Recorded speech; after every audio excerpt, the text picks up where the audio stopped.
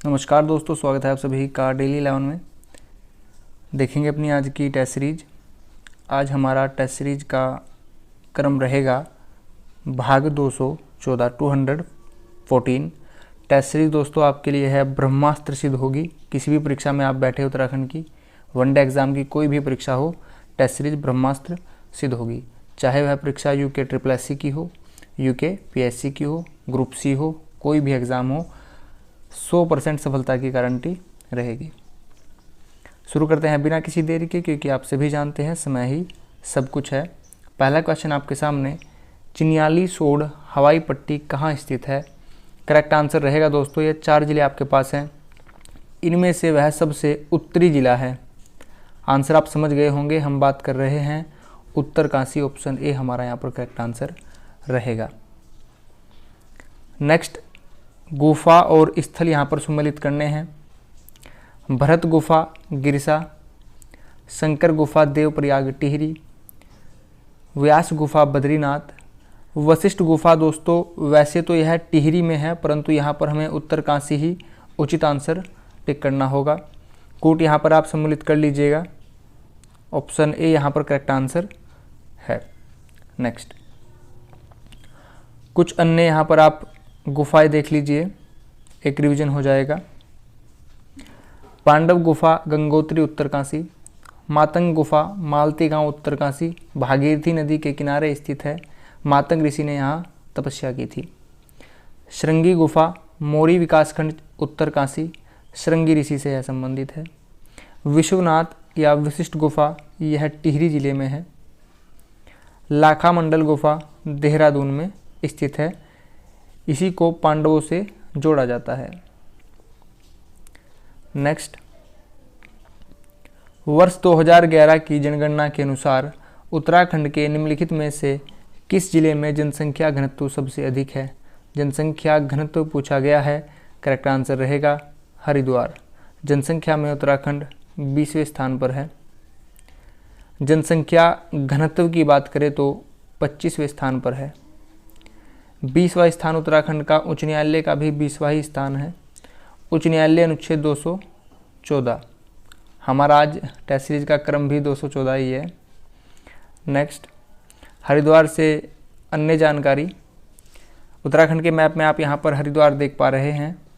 हरिद्वार की सीमा 2 जनपदों से स्पर्श होती है, पौड़ी और देहरादून। अंतर्राज्यीय सीमा हरिद्वार की 3 ओर से उत्तर प्रदेश से स्पर्श होती है। हरिद्वार की स्थापना 1988 में की गई। मुख्यालय हरिद्वार है। क्षेत्रफल है 2360। गढ़वाल मंडल विधानसभा से 11 सीटें हैं, यह सर्वाधिक है दोस्तों। सबसे कम सीटें कहाँ पर हैं बताइए? जी हाँ, आप बिल्कुल उचित बता रहे हैं, रुद्रप्रयाग, बागेश्वर और चंपावत। रुद्रप्रयाग, बागेश्वर, चंपावत में विधानसभा की 2-2 सीटें हैं। नेक्स्ट, हरिद्वार से कुछ करंट अफेयर के तथ्य जान लेते हैं। यहाँ पर 4 सब डिवीज़न हैं, हरिद्वार, रुड़की, भगवानपुर, लक्सर। यह सभी आपको याद रखनी होंगी दोस्तों। तहसील यहाँ पर 5 हैं, हरिद्वार, रुड़की, भगवानपुर, लक्सर, नारसन। उप तहसील यहाँ पर 1 है, लालढांग। उप तहसील उत्तराखंड में 18 हैं टोटल। तहसील की बात करें, सर्वाधिक तहसील कहाँ पर है? पिथौरागढ़ में 13 तहसील हैं दोस्तों। नेक्स्ट, हरिद्वार से करंट अफेयर के तथ्य देख लीजिए। ब्लाइंड क्रिकेट टूर्नामेंट का आयोजन यहीं पर किया गया।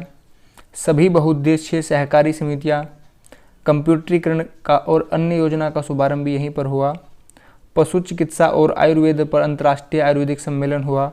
दोस्तों, उत्तराखंड राज्य में अगर कहीं अंतर्राष्ट्रीय सम्मेलन हो रहा है तो वह इम्पोर्टेंट हो जाता है।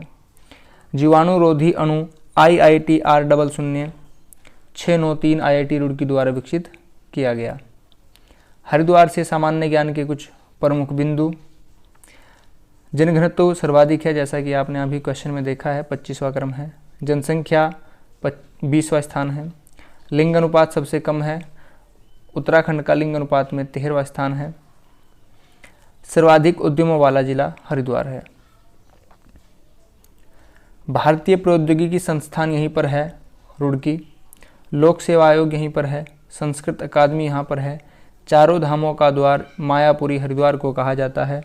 हरिद्वार बिलव और नील पर्वतों के मध्य स्थित है। गंगा के दाहिने तट पर स्थित है। गंगा की लंबाई उत्तराखंड में 96 किलोमीटर है और पूरे भारत में यह 2525 किलोमीटर है। मंदिर की बात करें, हरिद्वार में भारत माता मंदिर है, मनसा देवी मंदिर है, चंडी देवी मंदिर है। प्रमुख स्थान यहाँ पर हर की पौड़ी विक्रमादित्य ने बनाई थी अपने भाई की याद में, भरतहरि की याद में। भरतहरि से यह नाम कालांतर में हर की पौड़ी हो गया। सुभाष घाट यहाँ पर है, कुशावर्त घाट है, सप्तऋषि आश्रम है। नेक्स्ट, उत्तराखंड में रेशम की कौन सी प्रजाति उत्पादित की जाती है? उत्तराखंड में 4 प्रकार के रेशम उत्पादित किए जाते हैं, मलबरी, टसर, एरी, मूंगा। तो करेक्ट आंसर यहाँ पर हो जाएगा ये सभी ऑप्शन डी। नेक्स्ट, उत्तराखंड का सोना कहा जाता है। उत्तराखंड का स्वर्ण किसे कहा जाता है? बांज या बुरांश वृक्ष को। चीड़ वृक्ष कोणधारी वनों में पाए जाते हैं, यह कागज उद्योग के लिए प्रमुख होते हैं।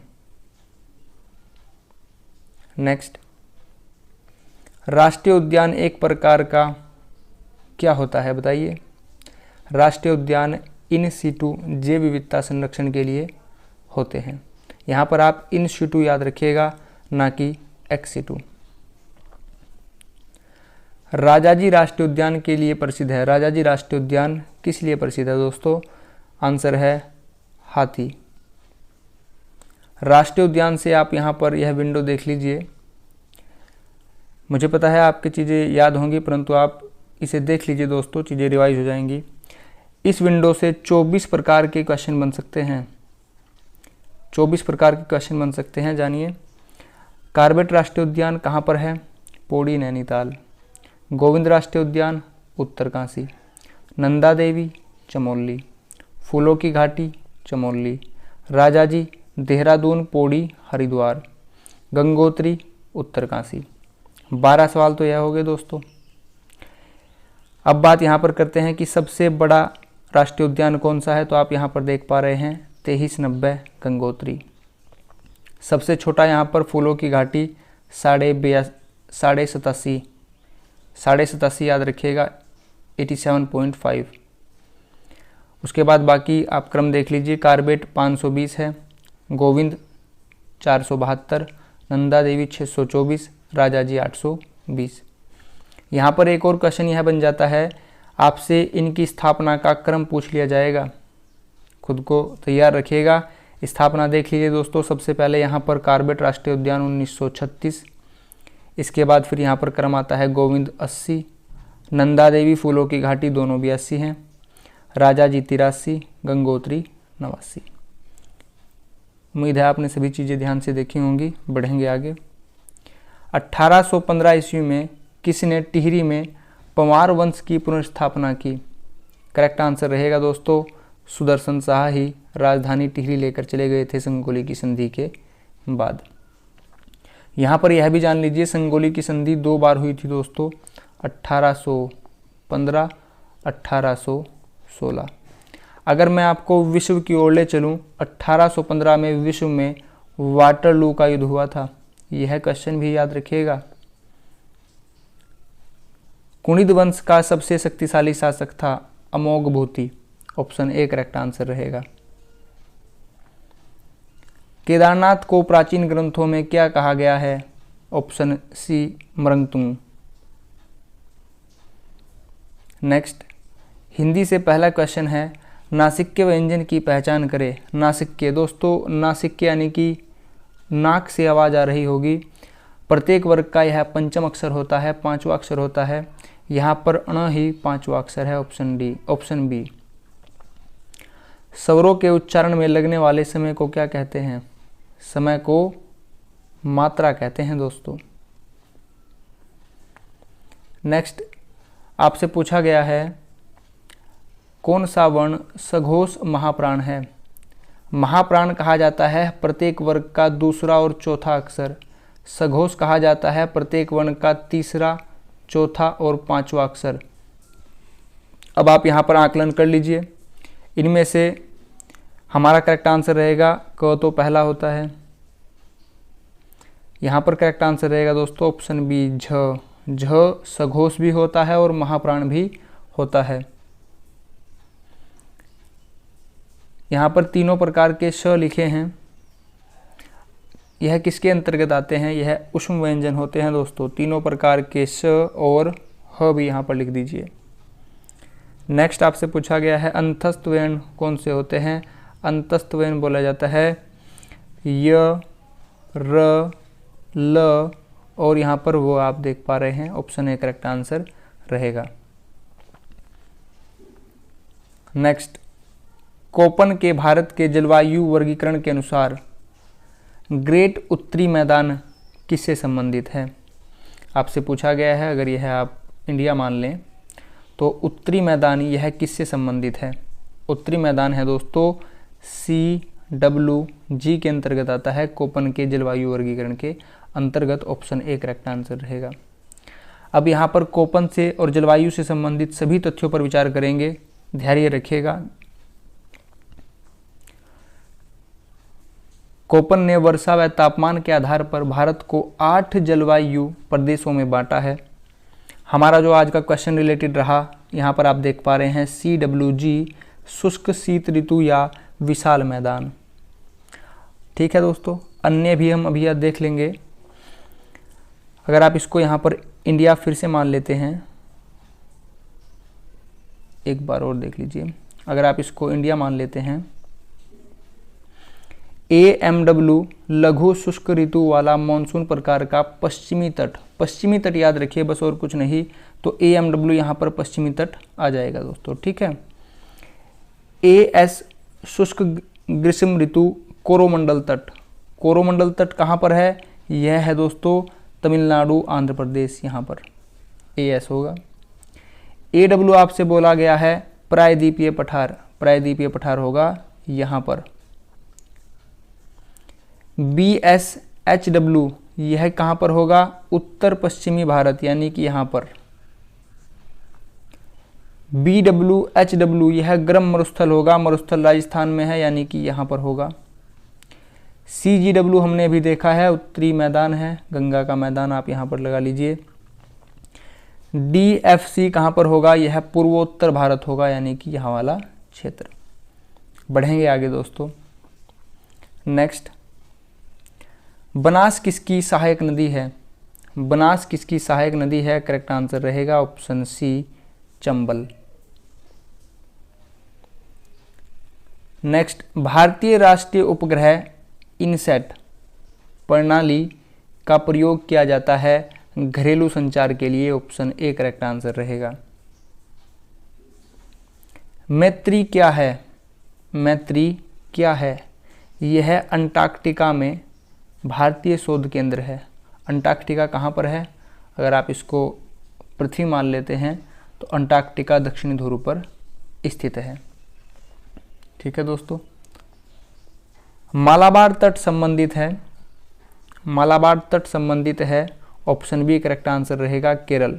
दोस्तों अभी मैंने आपको बताया था मालाबार तो यहाँ पर हो जाएगा केरल, कोरोमंडल आपको यहाँ पर बताया तमिलनाडु और आंध्र प्रदेश। इन सभी को जान लेते हैं। भारतीय तट का वर्गीकरण देखेंगे, मालाबार तट के अंतर्गत आता है केरल राज्य और कर्नाटक।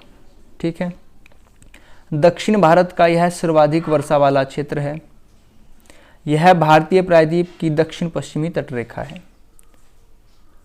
कोंकण तट की बात करें, कोंकण तट के अंतर्गत महाराष्ट्र और गोवा के तटीय जिले आते हैं। इसका उल्लेख सह्याद्री खंड में परशुराम क्षेत्र के रूप में किया गया है। भारत के पश्चिम तट का पर्वतीय अनुभाग है।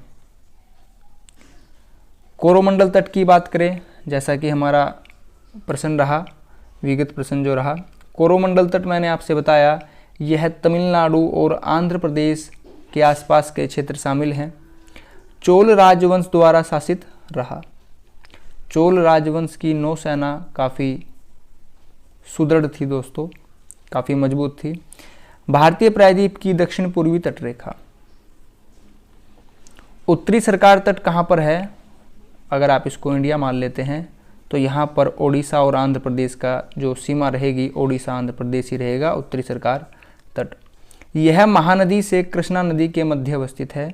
यह भारतीय प्रायद्वीप की दक्षिण पूर्वी तटरेखा है, जैसा कि आप यहाँ पर देख पा रहे हैं। दोस्तों, अगर आपको चीज़ें पसंद आ रही हों तो प्लीज़ लाइक और शेयर अवश्य कीजिएगा। इंदिरा गांधी परियोजना किस नदी पर अवस्थित है? करेक्ट आंसर रहेगा ब्यास नदी। भारत के संविधान के किस अनुच्छेद में धन विधेयक जैसे ही दिखे 110 अनुच्छेद? 111 अनुच्छेद क्या है? राष्ट्रपति किसी भी अधिनियम को अनुमति देगा, 111। 112 क्या है? यह वित्त विधेयक है। अगर वित्त आयोग कर दिया जाए तो फिर आंसर होगा 280 अनुच्छेद, वित्त आयोग में 5 व्यक्ति होते हैं, एक अध्यक्ष, 4 अन्य, नियुक्ति राष्ट्रपति। निम्नलिखित में से कौन संविधान का आरंभिक अंग होते हुए भी कानूनी तौर पर उसका भाग नहीं है? आंसर रहेगा प्रस्तावना।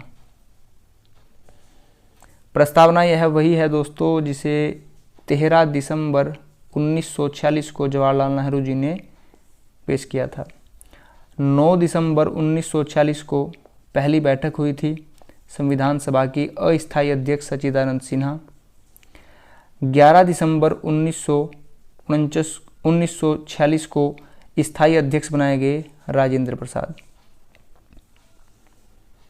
नेक्स्ट मैथ से क्वेश्चन है, आप यहाँ पर 2 मिनट का समय लीजिए और बताइए करेक्ट आंसर क्या रहेगा। मुझे उम्मीद है आपने आंसर किया होगा।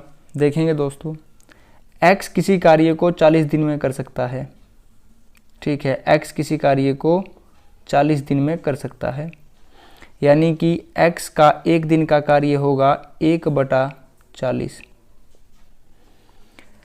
उसने 8 दिन काम किया, 8 दिन में कितना काम किया होगा? 8/40। ठीक है, यानी कि इसको आप काट लीजिए, काम हो गया 1/5। शेष काम कितना बचा?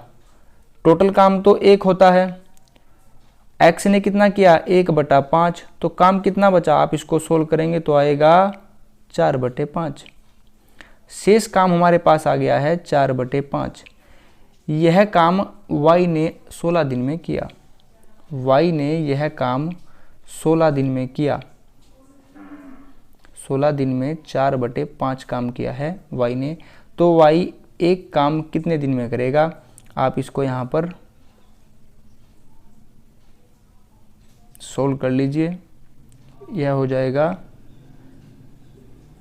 16, 5/4, 4 चौक 16, 4 पंजे 20। y करेगा संपूर्ण कार्य को 20 दिन में, x करता है संपूर्ण कार्य को 40 दिन में। आपसे पूछा गया है अगर दोनों मिलकर काम करे तो कितने दिन में कार्य समाप्त होगा। ठीक है दोस्तों, x करता है 40 दिन में, y करता है 20 दिन में, दोनों मिलेंगे तो कितना कार्य करेंगे? देख लीजिए कैसे करना होता है। 40, 20, दोनों का एलसीएम होगा 60, समा कीजिए, दोनों का एलसीएम होगा 40। यहाँ पर 1 आएगा, यहाँ पर 2 आएगा। अगर आप 1 और 2 दोनों को प्लस कर देंगे तो आपके पास आएगा 3। ठीक है, 3 आ जाता है। तो यानी कि 40 काम को 3 से आप यहाँ पर डिवाइड करेंगे तो आएगा 13 1/3। 13 1/3 देख लीजिए, ऑप्शन बी हमारा यहाँ पर करेक्ट आंसर हो जाता है। आगे बढ़ेंगे। नेक्स्ट, नीचे दी गई श्रेणी में प्रश्नवाचक चिन्ह के स्थान पर आपको बताना है क्या आएगा। यहाँ पर आप 2 मिनट का समय ले सकते हैं और बताइए करेक्ट आंसर क्या होगा।